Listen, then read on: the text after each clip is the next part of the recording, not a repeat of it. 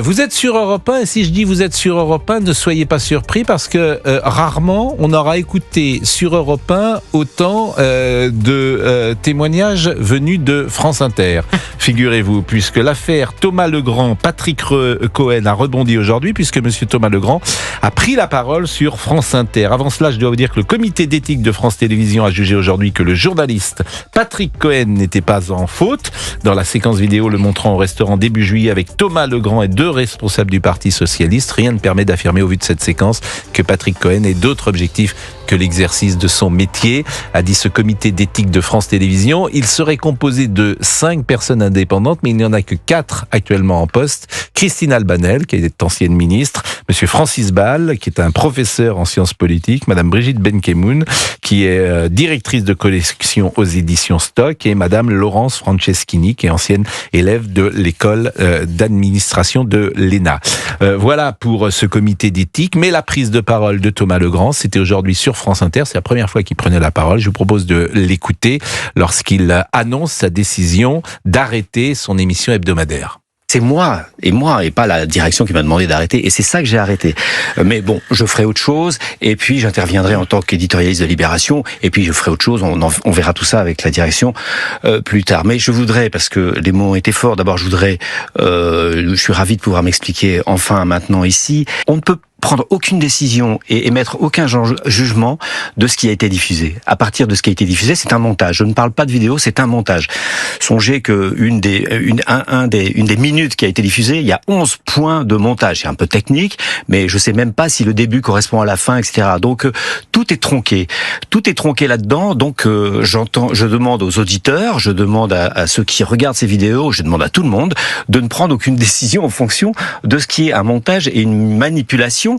Ce rendez-vous donc au café Le Coucou dans le 7e arrondissement, il m'a été demandé par un socialiste que je connais. Il voulait me présenter Pierre Jouvet, que je ne connaissais pas, et il voulait surtout que je leur présente Patrick Cohen, parce qu'il n'était pas content de l'édito qu'il avait fait. Tout est tronqué, mais je démissionne. Ah. Il suffit de faire un constat. Il y a là un paradoxe. Si tout est tronqué, on ne démissionne pas. Si monsieur Legrand est de bonne foi, pourquoi démissionnerait-il ? Il démissionne pas d'ailleurs, il se met en retrait de son émission, il reste sur l'antenne d'Inter.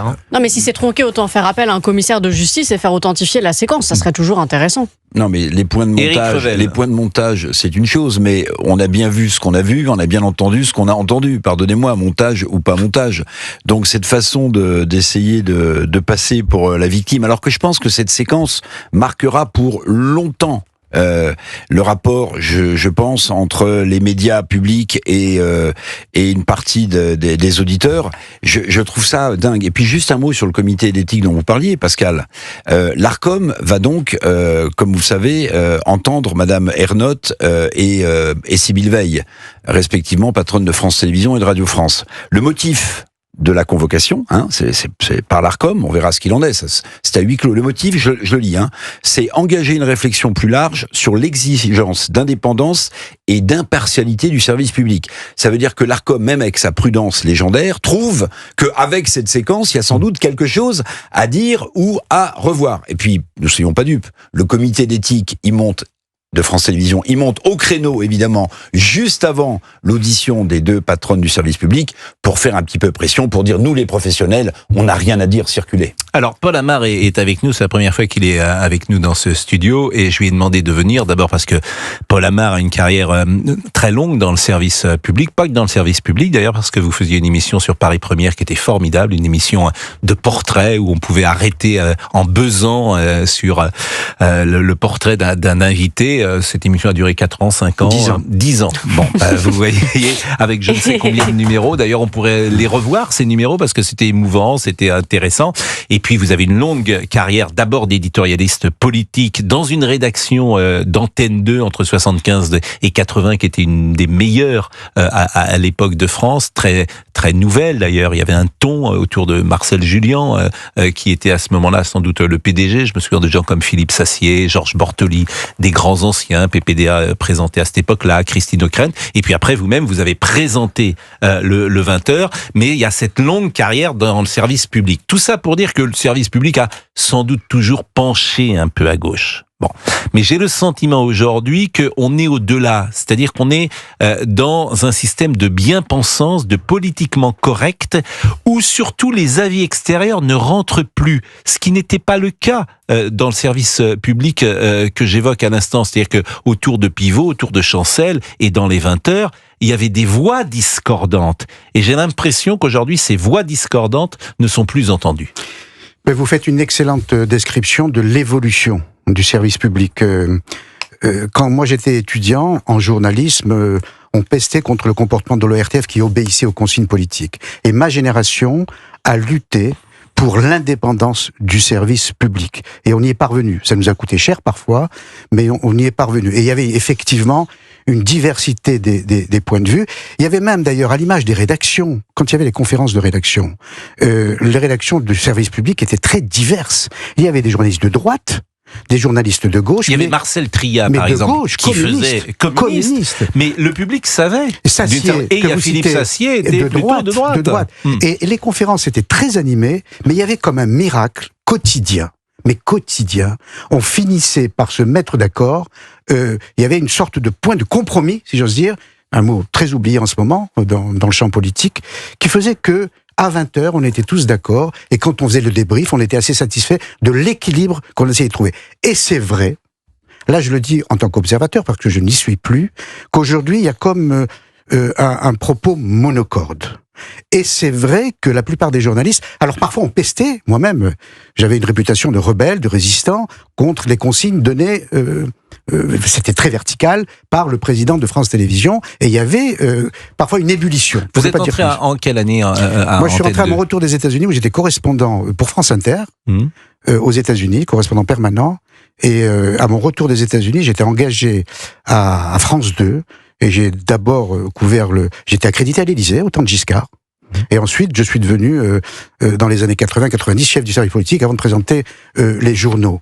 Et la différence entre ce temps de l'indépendance acquise par ma génération et le temps qui est le nôtre aujourd'hui, elle est pour moi considérable. C'est que il y a comme une similitude de point de vue entre la présidente, je vais la citer, parce que je vais parler comme vous, je vais être cash aussi, Ernotte, reconduite pour la 3e fois. Imaginez sous Sarko, imaginez sous Mitterrand, imaginez sous Chirac, le président de France Télévisions reconduit pour la 3e fois. Il y aurait une levée de bouclier. Là, silence radio, silence média. Et donc, quand Ernotte dit, Madame Ernotte, les hommes, pardon pour vous, ça vaut pour moi, les hommes blancs de plus de 50 ans, dehors. Quand elle dit, on va pas décrire la société telle qu'elle est, mais telle qu'on voudrait qu'elle soit. Elle n'a pas besoin de passer un coup de fil à Patrick Cohen pour dicter son édito. Elle n'en a pas besoin. Bon, on va marquer une pause. Et c'est vrai que c'est intéressant parce que le témoignage de Paul Amar nous apprend ce qu'étaient les rédactions jadis. Et moi, je suis entre deux générations, puisque j'ai connu les années TF1, où effectivement, dans la rédaction, il y avait des sensibilités différentes. Mais tout cela cohabitait. Et ce qui me frappe aujourd'hui dans les rédactions, notamment du service public, c'est qu'il n'y a pas besoin de faire passer des consignes. Tout le monde pense la même chose. Et il y a une expression que j'emploie parfois, c'est carte de prêche. C'est-à-dire que les journalistes font la morale. Alors que les journalistes, quand je suis entré dans le métier, étaient parfois un peu borderline. Ils faisaient des coups pendables de temps en temps. Tout n'était pas parfait. De temps en temps, ils bidonnaient. Et ça existait dans le métier. Mais le profil psychologique était différent. Et aujourd'hui, on a des prêcheurs et des moralistes qui sont derrière les micros. Donc il y a un changement de psychologie dans le métier, me semble-t-il. Écoutez, un deuxième passage, Thomas Legrand, qui justifie, et il a raison de ce point de vue-là, de rencontrer des hommes politiques. Mais c'est pas ce qu'on lui reproche. Je suis ni vauquieriste, ni glucksmannien, je fais des analyses, et tout ce que j'ai dit dans ce restaurant, je l'ai écrit dans Libération.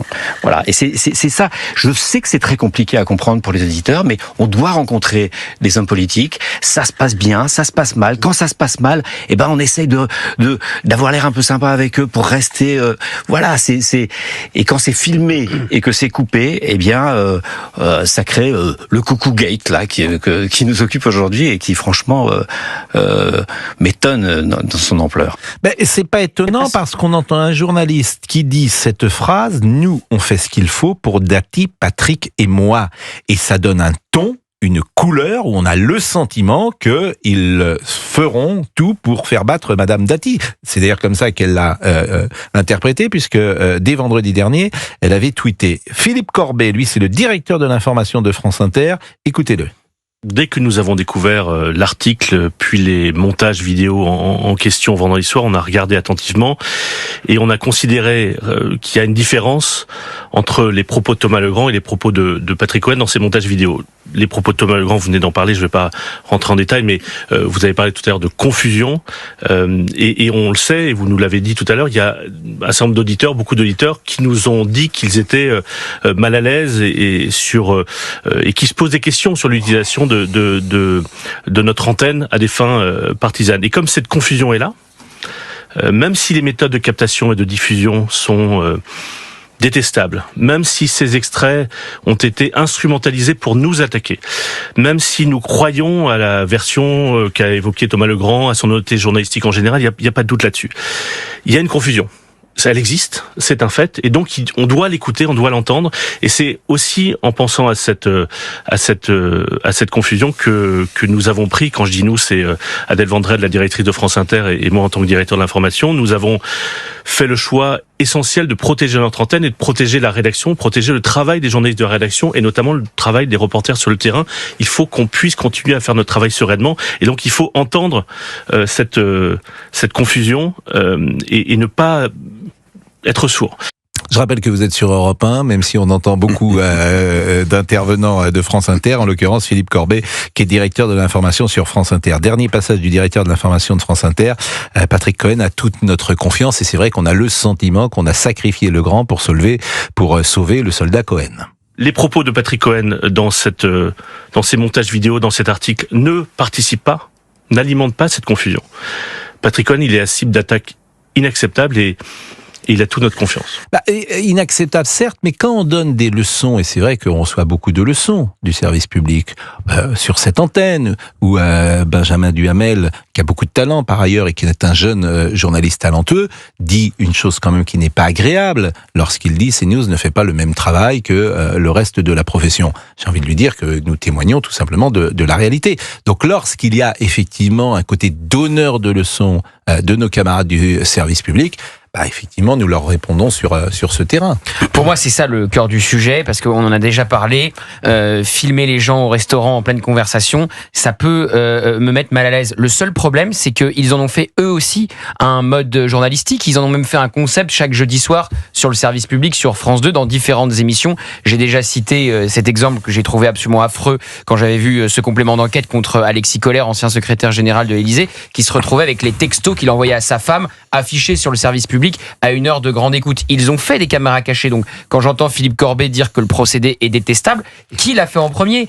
Élise Lucet, on l'a diffusé cette semaine, expliquait à quel moment on avait le droit de faire des caméras cachées et de piéger celui qu'on suivait. Évidemment, les comparses Legrand et Cohen, l'un dans l'affaire Bettencourt, l'autre dans un enregistrement de Laurent Wauquiez devant une école supérieure à Lyon. On trouvait ça formidable, les enregistrements. Donc c'est l'effet boomerang. Et puis il y a les donneurs de leçons. C'est-à-dire qu'on prend des leçons matin, midi et soir dans différents éditos de Patrick Cohen notamment, que ça soit dans C'est à vous sur France Inter, de leçons de déontologie, de leçons journalistiques, nous traitant de tous les noms, disant qu'on ne mérite pas notre carte de presse pour Thomas Legrand. Il avait dit ça de Sonia Mabrouk.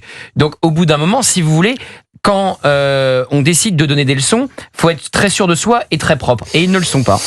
Éric Revel ? Alors, moi, je trouve très intéressant l'extrait que vous avez passé de Philippe Corbet, et je vais lui donner raison sur deux points. Le premier, c'est qu'il dit... Il est un peu embêté quand même. Voilà, on sent dans l'expression il parle du malaise des auditeurs. Ça veut dire que si vous remettez en cause l'indépendance soi-disant impartial de France Inter, c'est votre clientèle qui risque de vous abandonner. Donc il essaie de les rassurer. Parler comme Gilles William Goldnadel, la clientèle. Et puis la deuxième chose, c'est qu'il dit je dois évidemment protéger la rédaction. Parce que n'oubliez jamais une chose, c'est que la puissance des médias publics aujourd'hui, et je l'ai un peu vécu à l'intérieur de Radio France, ce sont les syndicats. Si le directeur de l'information laisse entendre après une virgule, une respiration ou un silence qu'il pourrait émettre quelques critiques sur le sujet dont on parle, alors il peut très rapidement avoir une motion de défiance. Éric Revel, j'entends ce que vous dites, mais vous avez donc dirigé, je crois, France Bleu. Oui. C'est bien cela. Quand vous dites le pouvoir, il est dans les syndicats. Oui. Je voudrais savoir ce que concrètement ça signifie. Est-ce que ça signifie que lorsque vous nommez un rédacteur en chef en région, vous c'était France Bleu, donc vous nommiez le rédacteur en chef de Radio France Bourgogne, Radio France Marseille, que sais-je. Est-ce qu'il faut à ce moment-là l'aval du syndicat? Est-ce que la personne que vous nommez doit être syndiquée? Alors, c'est pas aussi direct que ça, parce que là, ce serait énorme. C'est pas aussi direct que ça. Mais quand j'allais plusieurs fois par semaine dans des locales de France Bleu, il y en a 44 en France quand même. Hein, c'est un très gros réseau. En fait, vous pouviez avoir 2 jours avant, oui, la visite d'un des leaders syndicaux de Radio France qui vous explicitait que Monsieur Machin serait mieux là que là. Vous avez eu des affaires lourdes à France Bleu où les syndicats étaient capables officiellement de venir défendre la personne devant vous, et en comité central d'entreprise, là où toutes les antennes sont réunies autour du PDG, à l'époque c'était Mathieu Gallet de Radio France, où ils vont vous dire le contraire de ce qu'ils vous ont dit dans votre bureau. Et quel est le syndicat le plus puissant à France Inter ou à Radio Bleu lorsque vous France Bleu, il y avait alors le plus puissant, je pourrais pas vous dire, il y avait FO bien sûr avec Bartok, il y avait la CGT, il y a le SNJ qui a pris position dans l'affaire dont on parle, qui quoi qu'il arrive monte au créneau sur les moyens. Syndicat national des journalistes. Syndicat national des journalistes. Et les journalistes sont majoritairement syndiqués dans le service public? Je ne crois pas. Non, je ne crois pas. Mais si vous voulez, il y a quand même un non-dit. C'est que voilà, il y a une trouille un peu rampante, pas parce que vous risquez de perdre votre job, mais parce que vous attendez une promotion, parce que vous espérez aller dans telle France Bleu plutôt que dans telle autre. Et pour terminer, il y a ceux qui sont en CDI évidemment et qui sont donc salariés dans ces cas-là. Je sais même pas le statut qu'ils ont. Ils ont un statut de fonctionnaire si c'est service public. Non. Mais ceux qui viennent comme Benjamin Duhamel, comme Léa Salamé, dans ces cas-là, c'est des guest stars. Ils sont payés d'une manière différente. C'est une grille de salaire. Ils sont pigés. Alors je connais pas le statut de Thomas Legrand par exemple, puisqu'il est à Libé aussi. Mais oui, vous avez des piges et vous avez des contrats de grille de salaire. Alors vous avez ce qu'on appelle des contrats de grille, mais ça existe aussi en télé. C'est-à-dire que vous partez pour une saison. Voilà.